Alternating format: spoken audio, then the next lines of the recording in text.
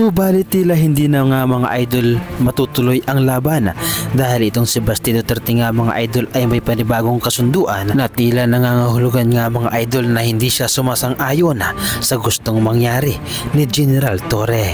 Huwag ka mag-alala, Torre, kasi matagal ko na talaga gusto makabugbog ng unggoy. Kung gusto mo lang talaga ng suntukan, bakit kailangan mo pa mga charity? Why do you need kailangan mo pang gamitin yung nangyayari ngayon na baha dyan sa Metro Manila?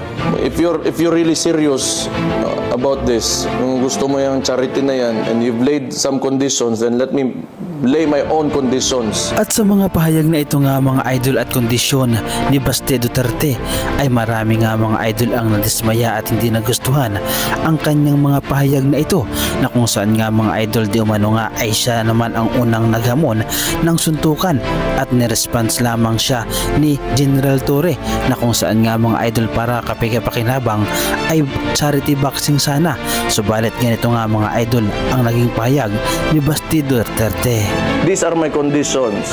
Pakiusapan mo yung amo mo na presidente and let it come out of his mouth that all elected officials should undergo a hair follicle drug test.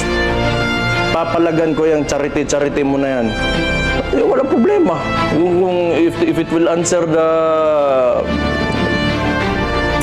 issues nitong bansa natin, I can do that. So tama nga mga idol ang hinala ng marami, na kung saan nga mga idol ay aatras nga itong si Basti Duterte, at kung sakali nga mga idol ay marami pang patutsada at maraming kondisyon para lamang malihis ang totoong isyu. At sa kabilang banda nga mga idol ay patuloy pa rin sa pag-iensayo itong si PNP Chief General Torre, sa kabilang nga mga idol na tila pag-atras ni Basti.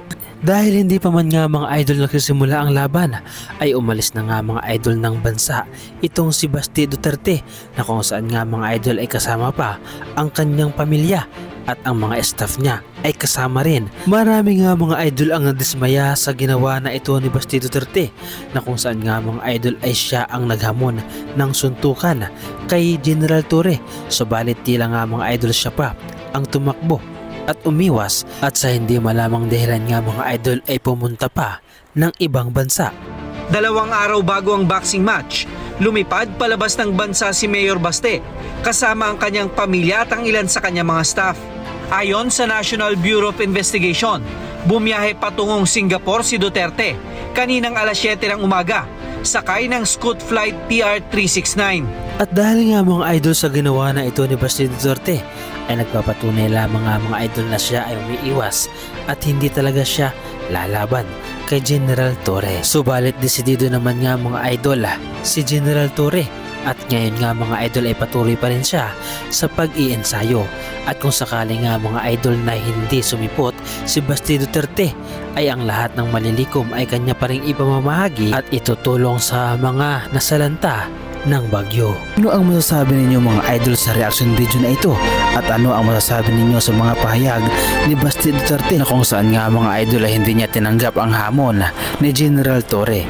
Sayang naman mga idol ang ensayo ni General Torre, na kung saan nga mga idol ay nagpractice pa naman ng tudo para lamang lumaban dito kay Basti Duterte.